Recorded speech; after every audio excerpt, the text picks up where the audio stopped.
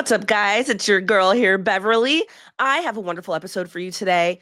I am interviewing Liz Wolfe. Liz Wolfe is a business coach who helps entrepreneurs get unstuck so they can launch and grow an abundant business. She grew up on a sheep farm. There's so much interesting stuff she comes in to talk to us about today, but she coaches from the law of abundance because it's all out there for us. And she really helps her clients to see that. And we get into basically manifesting how I'm going to get my Mercedes. So if you want to hear more about that and also the great principles of the laws of abundance and how they can help you in your entrepreneurial journey, please tune in and check it out. Hey guys. Okay, let's get real. Do you sometimes feel like life's just a never-ending loop of wake up, drink coffee, go to work, waste countless hours scrolling online, eat, watch TV, maybe read a book, sleep, and then repeat? Have you ever really thought, is this really it? Guess what? You're not the only one. I help people just like you, and me, to get unstuck. I'm bringing on amazing guests who will inspire you, challenge you, and maybe even blow your mind. Let's face it, if you keep doing what you're doing, you're going to keep getting what you got. But lucky for you, I know exactly how to help. With a little bit of woo and a whole lot of you, it's time to unstick your stuck and shake that thing up. Let's do this on Beverly Explains It All. Hi, guys. Welcome to Beverly Explains It All. I am your questioning queen, Beverly, and I have the wonderful Liz Wolfe here. Liz Wolfe is a business coach who helps entrepreneurs get unstuck so they can launch and grow an abundant business. Hey, Liz. Hey, Beverly. Thanks for having me on. Thank you so much for coming. How are you doing today?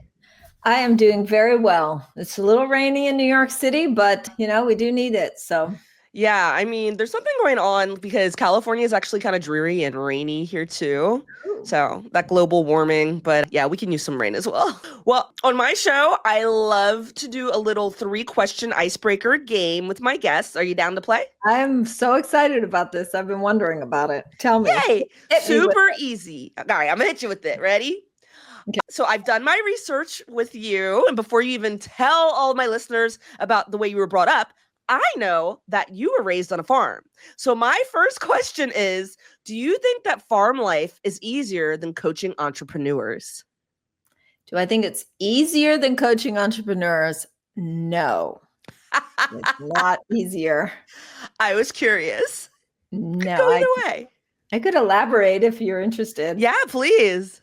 If anybody, if anybody really wants to know what, quote, hard work is, go bale hay in the middle of summer in shorts with like rain clouds looming in the distance. You have to pick it all up by a certain time. You got to take it back, stack it in the barn. It has to be stacked a particular way. It's hot. Actually, a lot of farmers don't even use hay bales anymore. They use these big round balers or these, type of things. So they move around, but it is hard work. So as much value as I ever gained on living on the farm, which I will definitely say I did, I would not want to do it full time. I can totally understand that. I'm just imagining the heat just beating down on you while trying to deal with hay and everything sticking to you because of sweat. I'm a city girl. All right. My second question, I was wondering, because once again, I did my research, if you ever had a business moment while you were playing your ukulele, because people do not know, Liz plays the ukulele in a band. Yes, I do. Ukulicious. We are called Ukulicious. I love it. And my ukulele singing partner, Jean Martinette, she's also actually quite a successful writer and mingling expert. So neither of us is our first form of money making. Actually, haven't made any money from the ukulele. What was I have had many business ahas, and now you probably might be thinking about a specific one you maybe saw on a video, and that I have on my website.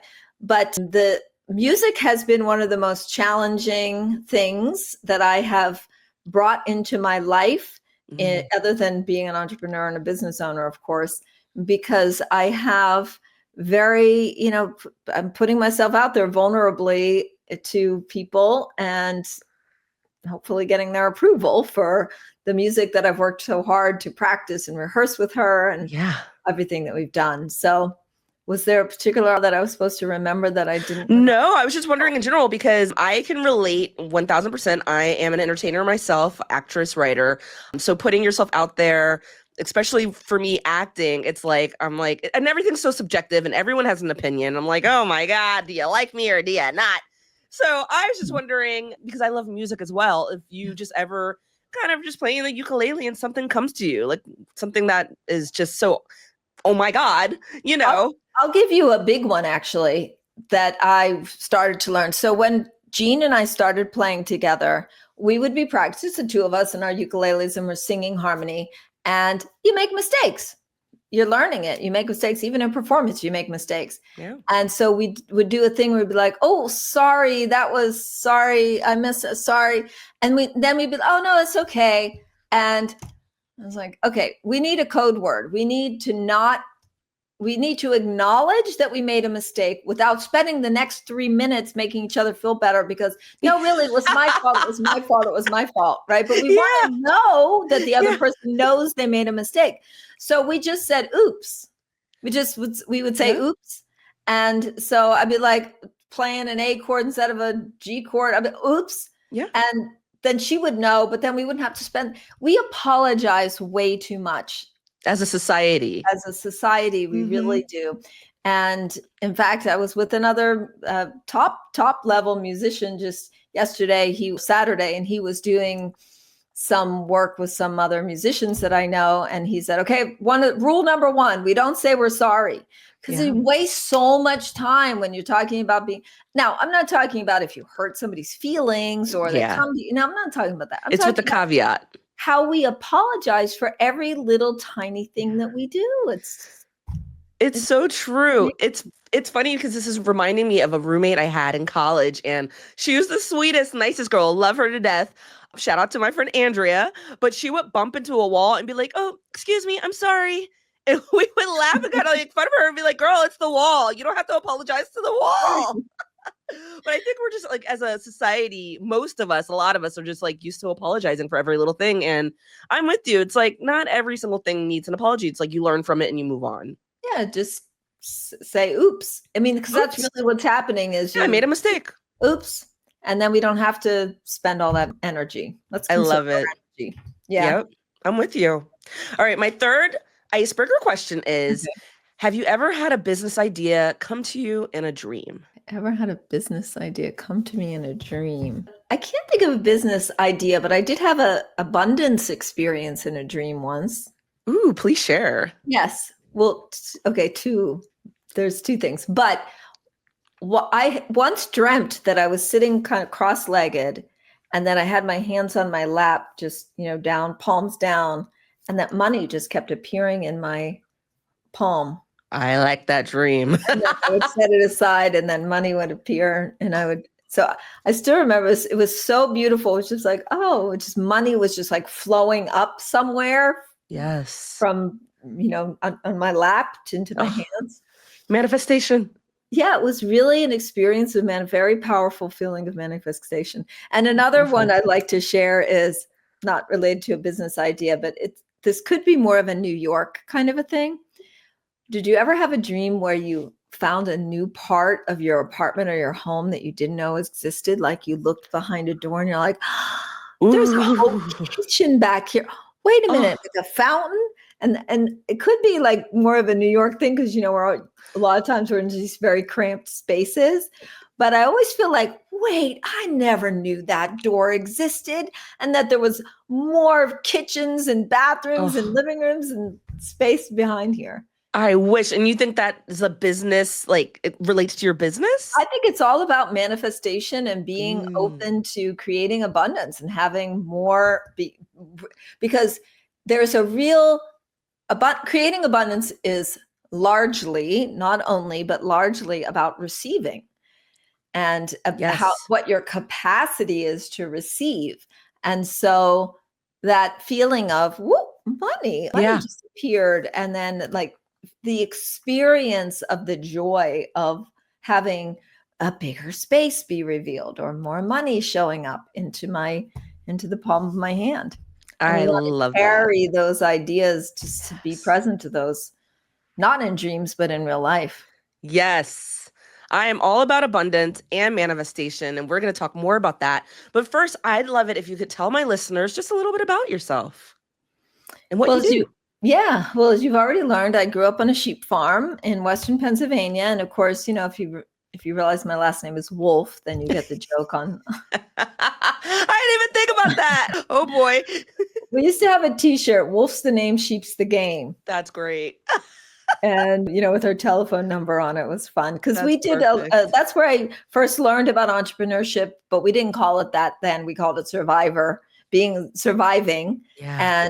and being creative and taking the skills that we had and turning them into, which is mostly hand skills, sewing or doing things with the wool and being creative. So I learned a lot of doing that, but I also learned that that's really hard work. And that's the scarcity-based thinking, survivalist scarcity-based thinking is not a great way to be motivated in your business. Many of us do this like, oh, we have to let our bank accounts get way down so that we're motivated to make more sales. That's not related to my background, but let's talk more about that later. Yeah. So I left the farm, went to college, and then I moved to New York City. I'm fast forwarding now, and I started a business selling customer relationship management software. And so I had to learn, that was 28 years ago. And Wow. I had to learn a lot about running a business. And eventually I started doing business coaching because the tech part of it was interesting and fun in the 90s when it was interesting and fun. But now it's all about being in the cloud and everything. But my husband still does that. We do work together. So that's the other thing I'm very proud of is I've been in business with my husband for 28 years. That's impressive. It is, if you knew what that was like. My husband and I would probably kill each other, but in a lovingly way. But yeah, that is a long time. Yeah, and it's great. We still have once a week meetings with our employees and do marketing and yeah. That's awesome. So business coaching is the thing that I fill my time now most doing with people other than music related activities. That's fantastic. I mean, it feels like you have such a well-rounded life, starting with the farm, now in the city. Man, I'm sure it's just so many lessons that you've learned along the way.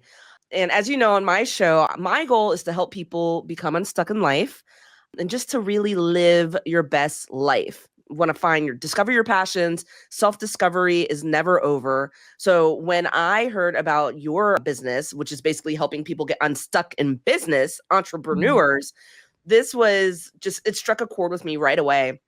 So I'd love to ask you a few questions. Since you help people get unstuck in business, what's the common feeling your clients seem to have when they first come to you?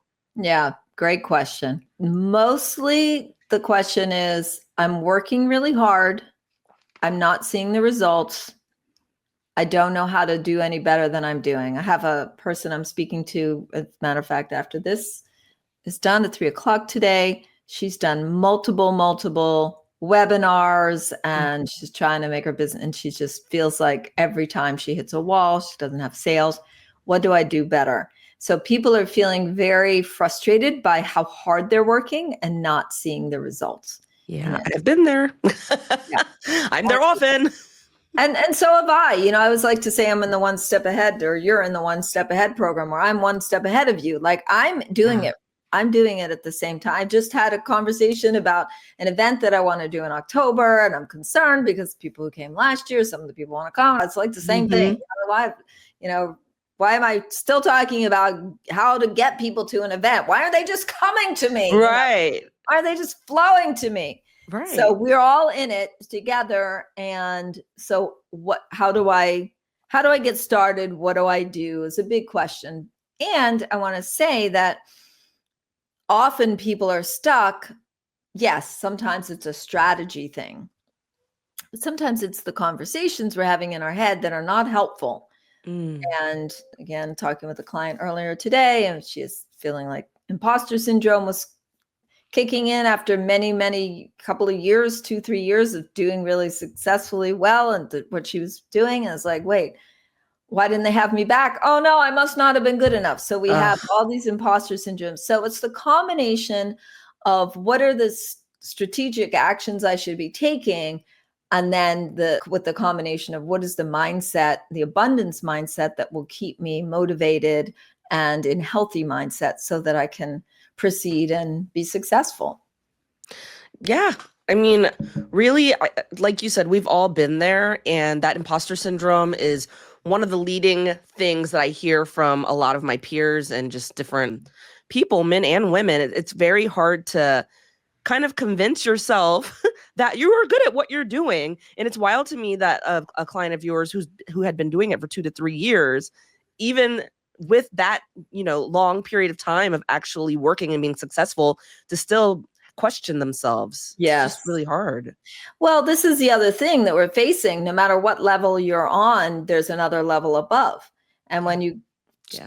move to go to that next level, we get very comfortable in the space Yeah. that we're in now.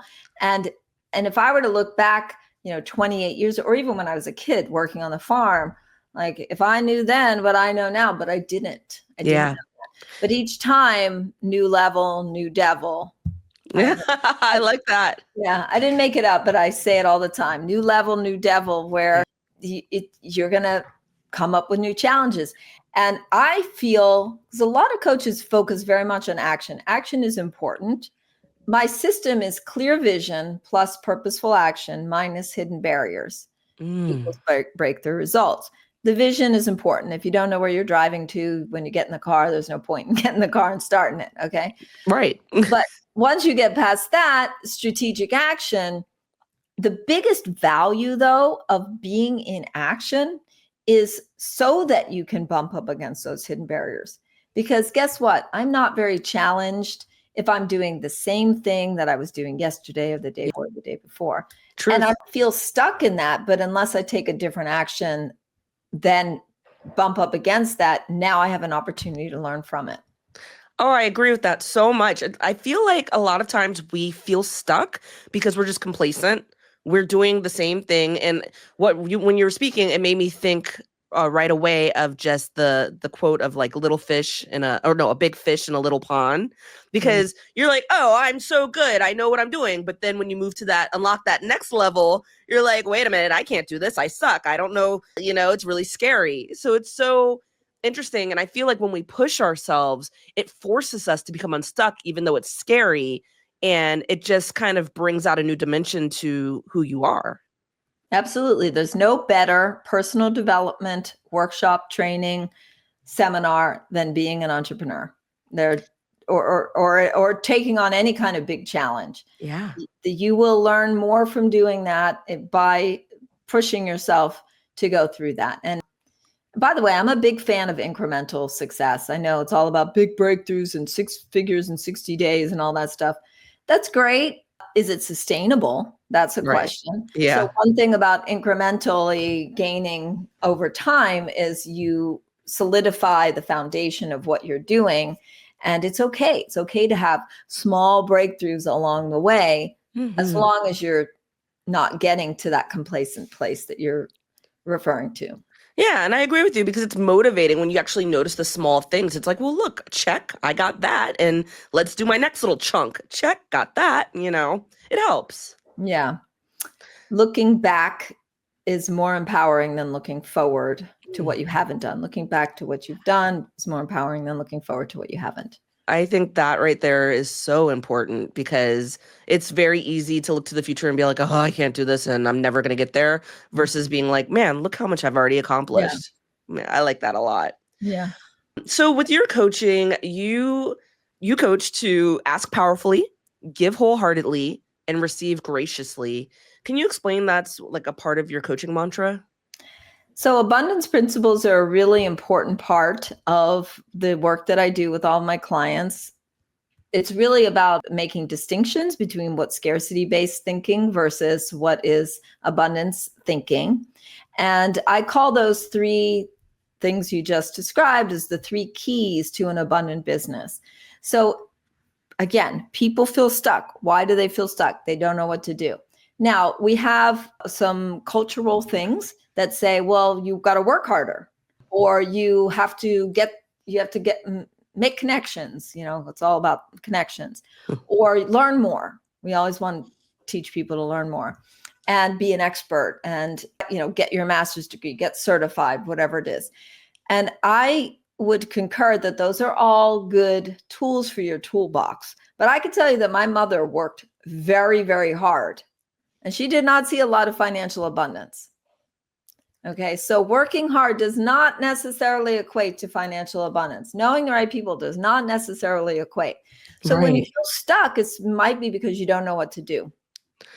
And so these three things, ask powerfully, give wholeheartedly, receive graciously, are places where you can actually look to take some action, but in a different way than you might expect.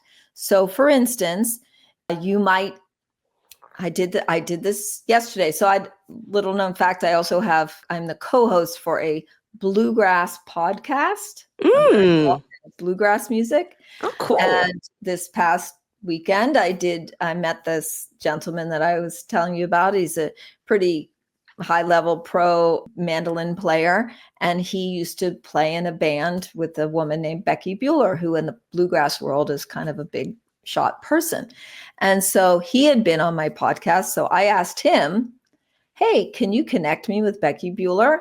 She's a pretty, that's like, I don't know what it would be equivalent to in like the pop world, but it's, it she's was like a Beyonce or a Katy Perry. Yeah, she's probably not that big, but she's, she's on her way, right? She's doing really good stuff. That's awesome. So, yeah. And so I just asked him, I just said, hey, can you connect me with Becky Bueller? I'd love to have them on the podcast. Now, remember, why wouldn't she want to be on my podcast? Of course she'd want to be on my podcast. Why wouldn't she want to be right? Of course. He connected me. He sent me her email address, and now I just have to follow up. The action, to take the strategic action. I actually need to follow up with her before too much time goes by. Mm-hmm. Okay, but asking powerfully was very direct. It was very specific. I didn't hesitate. I just asked, hey, can you connect me with Becky Bueller? Why not? Okay, so look around. If you're ever feeling stuck, look around and say, where could I be asking? Asking for help. Yeah. Ask us feel stuck because we're feeling overwhelmed. Mm-hmm. Maybe you could ask for help. Oh my gosh, that could be an hour-long conversation right there. Okay. About why we don't ask for help. Ask for referrals. Ask people, hey, like I'm a coach, right? So I might reach out to somebody and say, I haven't heard from you in a while. Are you interested in doing more coaching calls or something like that, right? So ask. Mm-hmm. That's a really good place to start.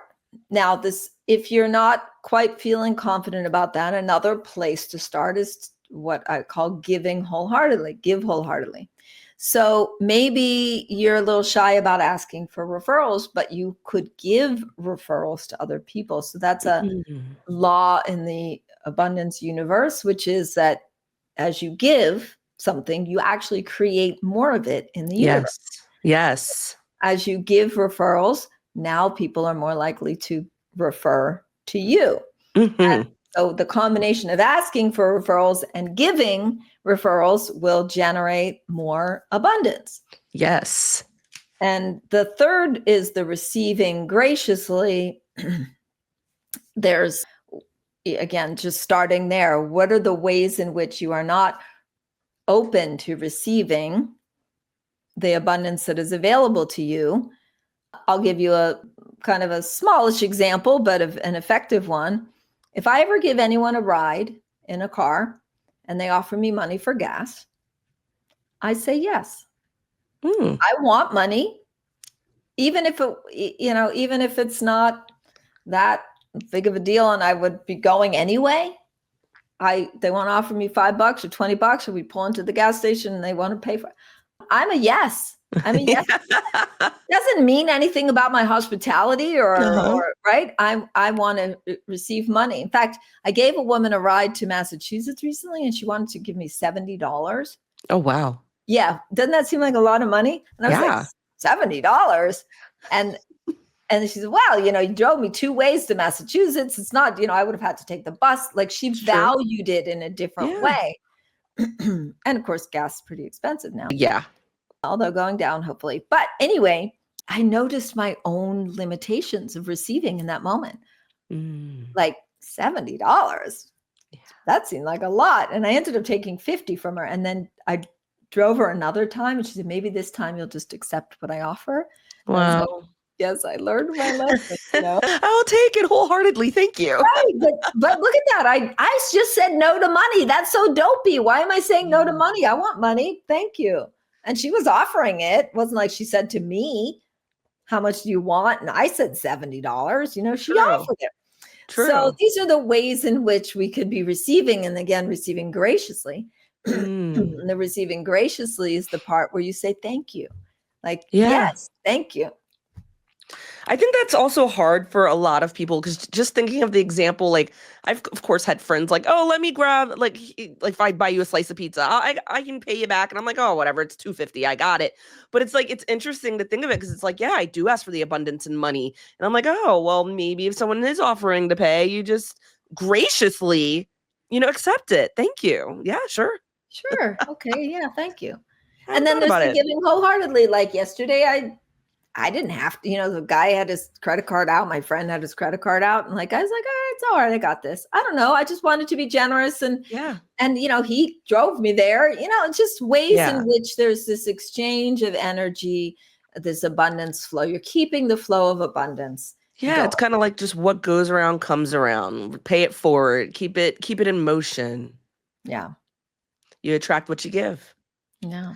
Can you tell my listeners what's a small mindset shift that you've seen make a big difference for entrepreneurs feeling stuck? Yes. Well, one is understanding that there's plenty of abundance. That's my mantra. I know this is probably going to come up later too, but my mantra is there's plenty for everyone, including me. Yes. Plenty for everyone, including me. So there's a way in which if we can acknowledge that there's plenty of abundance in this universe for everyone, including me, because often we feel like, well, let's let everybody else have it first, and then I can have it. And it's so tricky right now because there's so much happening with ideas about wealth and the billionaires and the oligarchs and the way, blah, blah, blah, blah. I still want to say that there most certainly is plenty of abundance, even with all the weirdness that's occurring in the economic world. Mm-hmm. It's very likely you are never going to get to the limitation of the abundance available to you.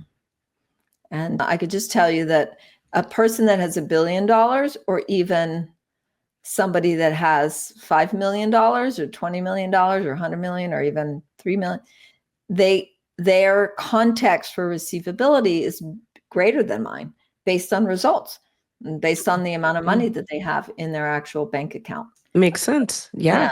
Embrace that there's plenty for everyone, including me. It's like embrace that mindset, that millionaire mindset in a way. Like, I believe it's coming. I believe it's out there. If they can do it, why can't I? If they can have it, why can't I? Yes. I am with it. I have always dreamed, I'm manifesting as we speak, a Mercedes. For some reason, I don't know, out of all the cars in the world, I just love Mercedes. Like, I grew up, my parents had a Mercedes a couple of times, whatever. I'm not like even a big flashy girl, like with luxury cars, but for some reason I'm like, I am meant to drive a Mercedes. Mm-hmm. It has not happened yet. I am in my happy little Hyundai, but I'm like, if this person cannot, could have a Mercedes, and it's not like I'm asking for a Ferrari or anything like that, but why can't I? What's I say it a little differently than that, because as soon as you said, well, why can't I? My fear is that then the brain is going to start explaining why. Well, it's because guilt. It's not as right. So you ain't got the money. yeah. Let's talk about real practical stuff right now. Like, I like to say, somebody's going to have it. It might as well be me. Ooh, I love the flip around with that. Yes. It's going to be bought by someone. Why can't it be bought by me? It might as well be me. That's right. Yeah. There's Mercedes being sold every day. Yeah. Might as well be me.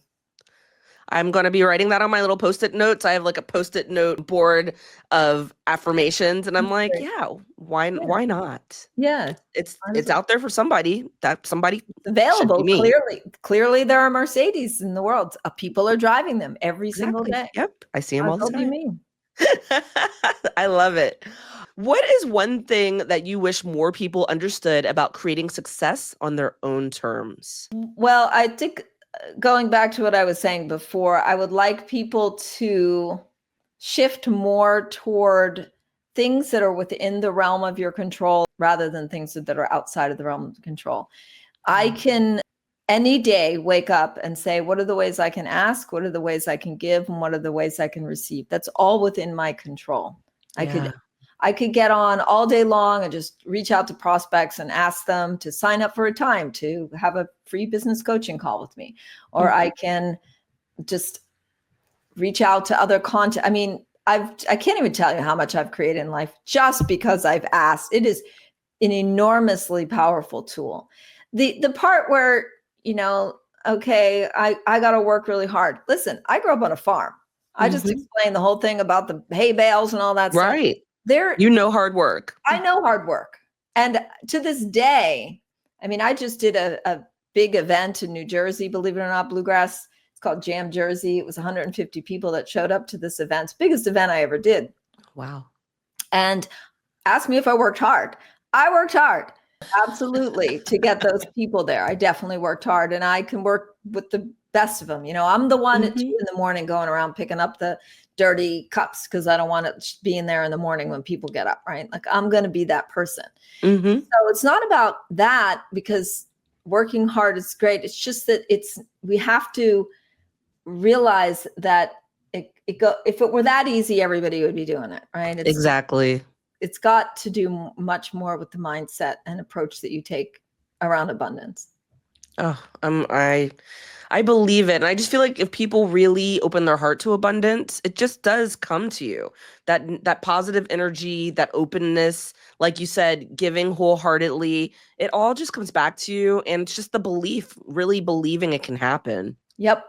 I want to go back a little bit to your upbringing. You started your I cannot say it. You started your entrepreneurial journey on the sheep farm, and you kind of spoke a little bit about your mom. For those who don't know, your mom started the business. However, she had to file bankruptcy, unfortunately.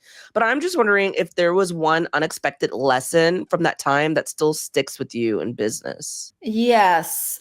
Again, these, images come to mind. We used to sell not only the wool products, but the lamb. We would sell lamb. And I don't know if you eat lamb. I do occasionally.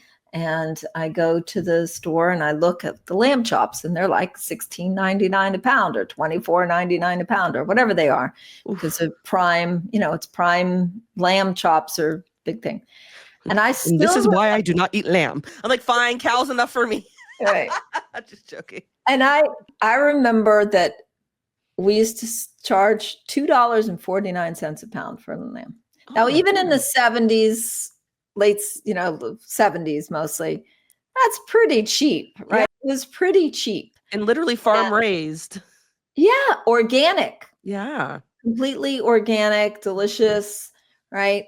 So we really underpriced ourselves a lot. We underpriced ourselves a lot. One time we used to go to these festivals and fairs and different things, and we would sell sometimes the wool, and sometimes we would actually take sheep with us and shear them. And my mother was a very beautiful fiber artist, and she sewed and she did all these things, and she had made a quilt, and she had the quilt at this is a big festival in Pittsburgh, which is where the farm was, called the Three Rivers Arts Festival. There's 3 rivers in Pittsburgh, and they had an arts festival. And so we were there. So we literally took sheep in the back of our truck to downtown Pittsburgh and had them there so that we could shear them. And so this was like everybody and their brothers. It's a big festival. So here's this beautiful quilt, and there was a man that was looking at it, and he said, he wanted a quilt, but he wanted her to make it. And I still remember my mother like sort of having her hand on the quilt and very hesitantly saying, well, that would probably cost $250 to do what you're asking. She was sort of calmly saying that, and he said, I make that in an hour. Well, it's not the money. Now, how would my mother have known that? No, but she could have said $1,000 even in Right. 1978 or whatever it was, and he would have paid it. And Mm. I never had heard of or known anyone at that point in my life, $250 an hour. He was I don't know why I know this fact. He was some sort of like movie producer person. Shrugged that right off. I make that in an hour. Sheesh. And, that was, how many hours of work making a quilt was going to take my mother to God. do. Wow. And that was, but $250 is probably the equivalent of asking about $1,000 now, right? Man, yeah. Yep. And then that didn't mean anything to him. And that was my first lesson of, wow, there are people out there that money really doesn't mean anything to them. And kind of just learning not to to really not undervalue yourself. Yeah. Underprice yourself. Know your value, know your worth. Not just knowing your value or your worth, but knowing how other people value things. That's because I'm going to be frank and say that I'm not a big believer in worth as a human being. In other words, there's a lot of and you said this earlier too, well, if you just believe in your worth, I wish, if that was that easy, everybody be doing it. But it's really more about value than worth, because value is what people are willing to pay for. Knowing your value. Yeah. I don't know if you've ever heard, men will pay $5 for a $2.50 item that they need because they need it. And women will pay $5 for an item they don't need because it's worth 20 or something like that. That's not to be stereotypical in any way, because I'm certainly that sounds about true for me. Yeah. But why? Because a man, let's not say men and women, let's just say one person might buy because they see the value, they need it as a tool. It's $5 for a $2.50 item, whereas somebody else values that differently. Yeah. They don't really need it, but they want it because it would normally be $20. So what is value and worth anyway? It's what people are willing to pay in that moment in time. 100%. And you kind of have to really just be savvy of that, I'd say. Because you don't want to undercut yourself. No, and we do it. And one of the reasons why we do it is because we think people are more likely to buy from us. And that turns out, John, to be true too, because people they think if something's more expensive, it's more valuable. And I've heard that. Yeah. Yeah. It's interesting the way things work in life. It's like you can get that same training for maybe a different price, but as a coach or as the trainer, it's like, well, what do you value it as? Because you don't know what it's worth to someone else or what they're going to get out of it. I mean, there are coaches that charge thousands of dollars a month, and I'm charging hundreds instead of thousands. Yeah. Okay, so are they that much better than me? I don't know.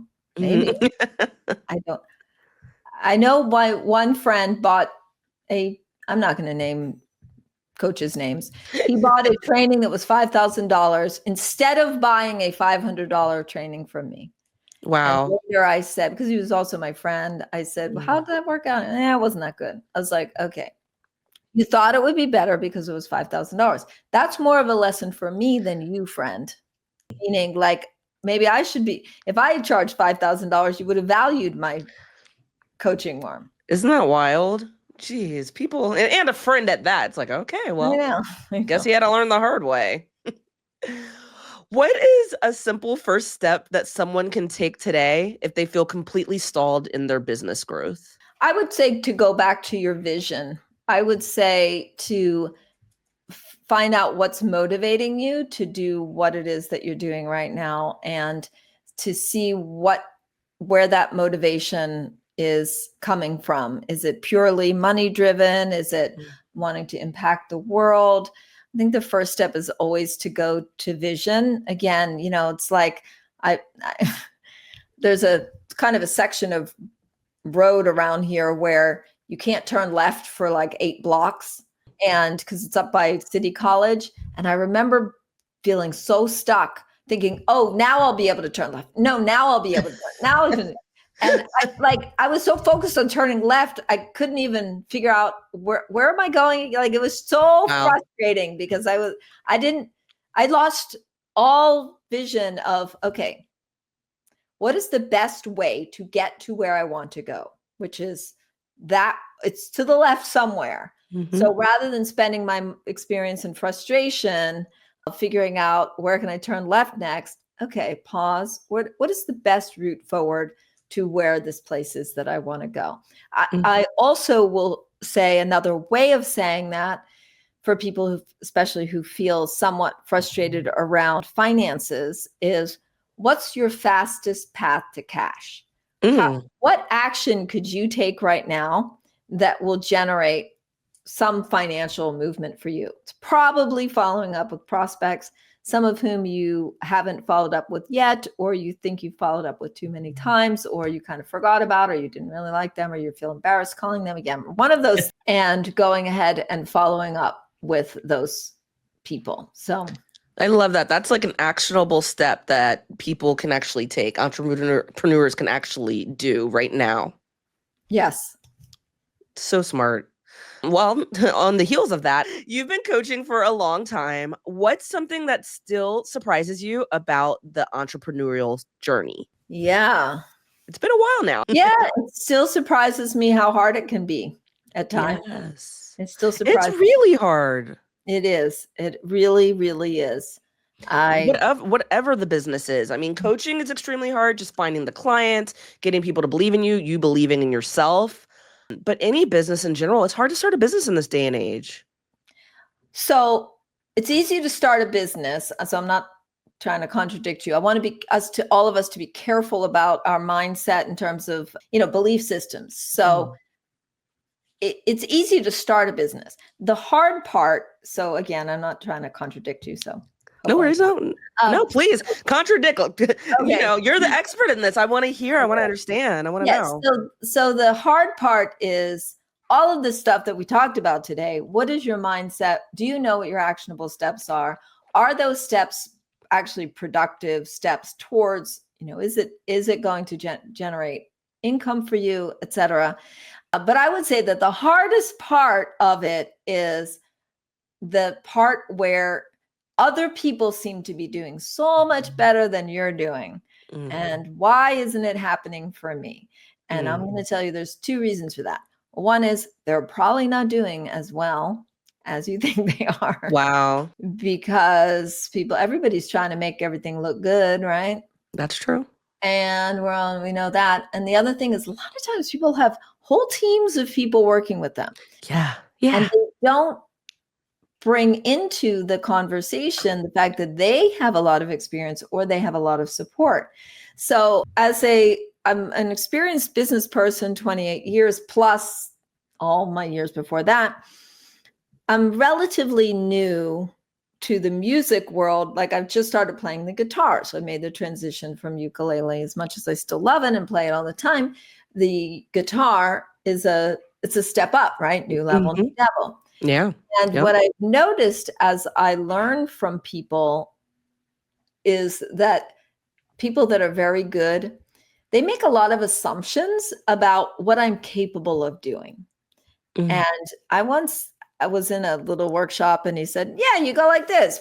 And I still remember watching his fingers move, being like, dude, yeah, I have no idea what you just did. You like, got it. Check. Yeah, check. Got it. I'll work on that later. I got to go right now.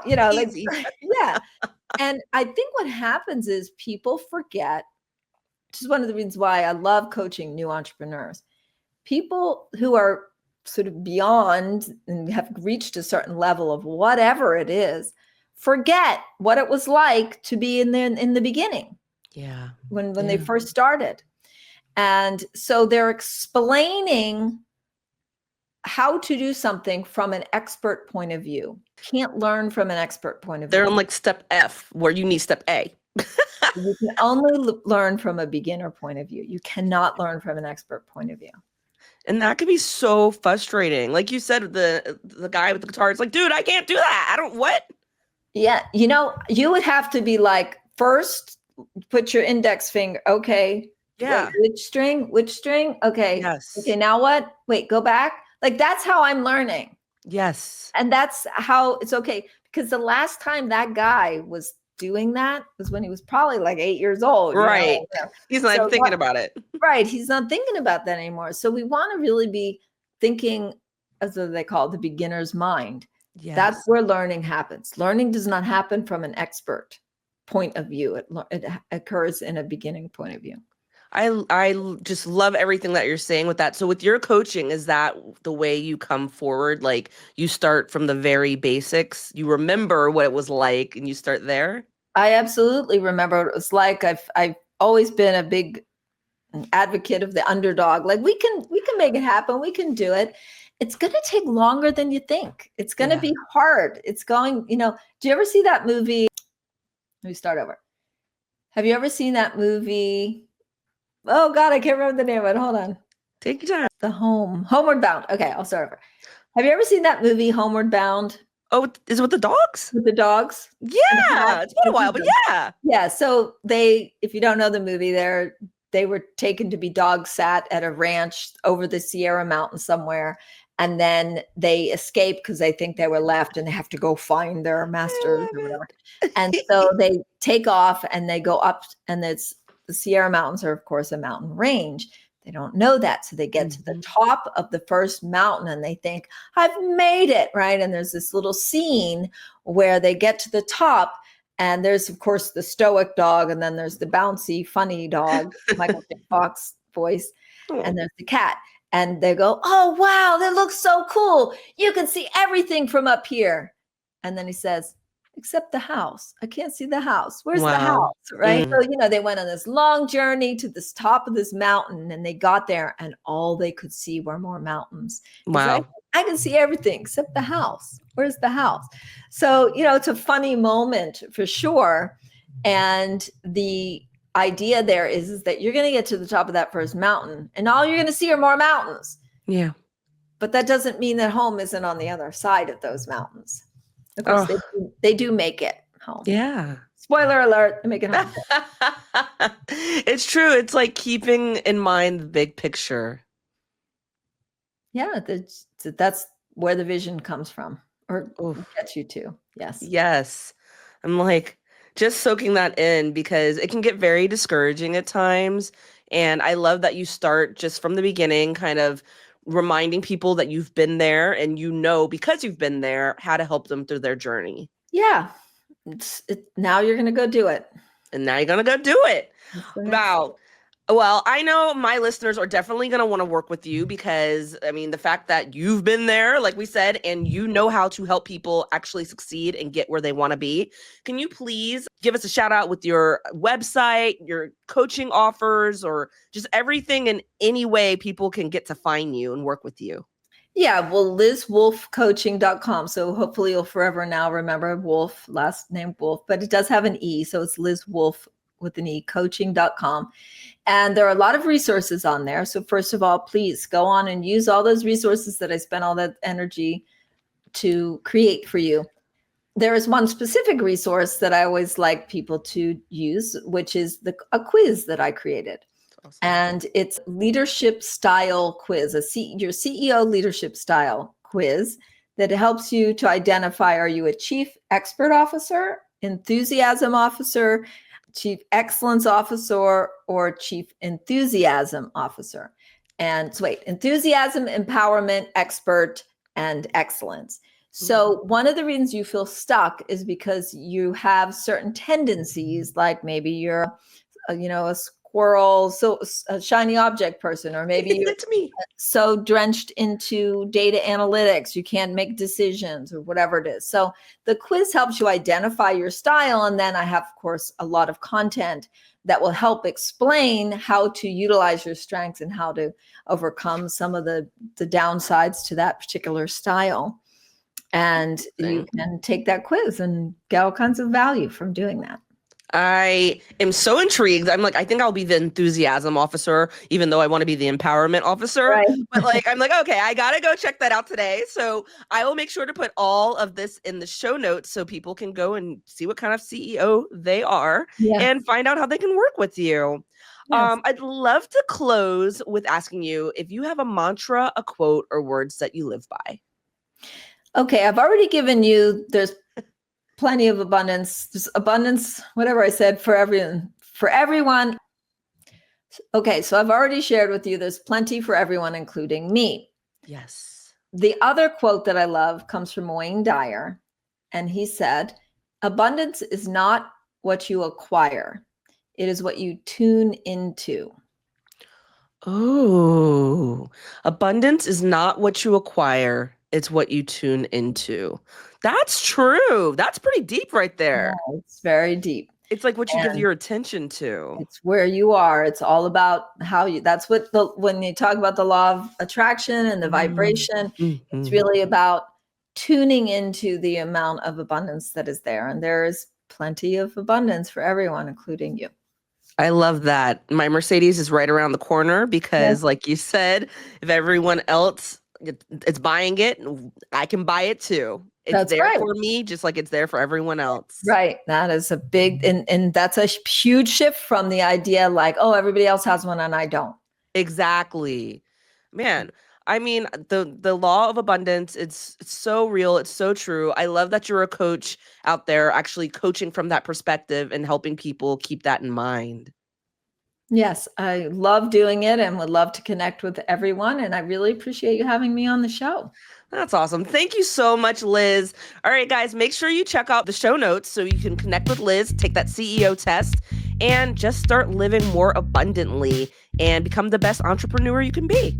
Thanks again, Liz. And this has been Beverly Explains It All.